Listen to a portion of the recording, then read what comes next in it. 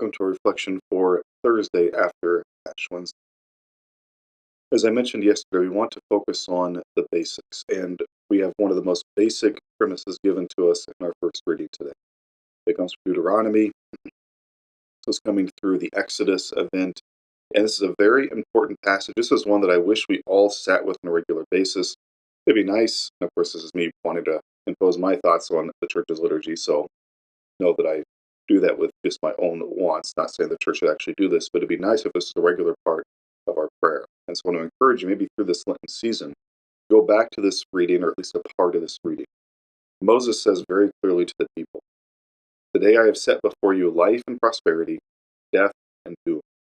If you obey the commandments of the Lord your God, which I enjoin you today, loving him, doing what you're supposed to, the Lord will bless you in the land you are entering to occupy. If, however, you turn away your hearts from and will not listen, but you're led astray and adore and serve other gods, I tell you that you will certainly perish." We have that option every day. Choose God, choose life, choose grace, choose mercy, choose death. Literal, figurative, physical, spiritual. Are we choosing God or because that's why we need to get back to the basics. We want to look at those things. What are starting to distract us away from God? We're told in our psalm today, and thinking our psalm is our prayerful response to that first reading. It's a beautiful entry. And where do we take our information? Where do we take our counsel? What is motivating us? If it's the things of the world, it's going to lead to problems. So we're told today in the psalm, "Blessed the man who follows not the counsel of the wicked, nor walks in the way of sinners." Not that he's not necessarily around them, of course, see Jesus, but walks in their way. Nor sits in the company of the insolent, but delights in the law of the Lord and meditates on his law day and night. He's like a tree planted near running water. What's motivating us in our life? Is it our relationship with God, or is it the things of this world?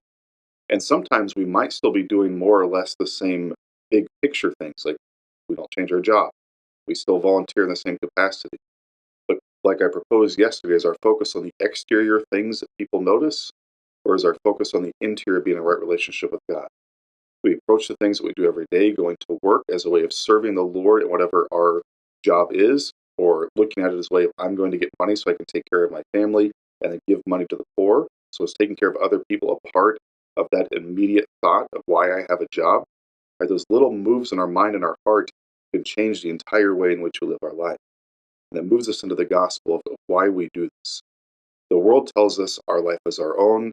Do what makes you happy. How many times have we heard versions of that? You do you, boo, right? You're all right, I'm all right. Made its way in many different ways just in my relatively short lifetime. The world tells you enjoy it. Jesus says, if you live like I tell you to, you will have something beyond just the enjoyment that this world can give you. It'll be a beautiful satisfaction. It's not that we'll hate this life, although he speaks in hyperbole from time to time and tells us that, or uses that kind of language. But it's going to give us so much more meaning. It's going to add so much weight and beautiful weight and gravitas to our life, to our everyday living. And he tells us very, very clearly, if anyone wants to come after me, he must deny himself. So there's our fasting. There are the sacrifices we take on the entirety of our life, but very intentionally, maybe more intensely in our Lent season. We pick up our cross daily, so we embrace the things that we have to, and we follow. Those are three distinct things. So maybe putting that side by side with that first reading. How are we daily following the Lord? And every time we come to this passage, some version of Caesarea Philippi should come to our mind. Jesus gives Peter the keys to the kingdom. You're my first pope. Then he speaks of his death, as he's doing today. And Peter immediately says, no, that's not right. And what does Jesus say? Follow me.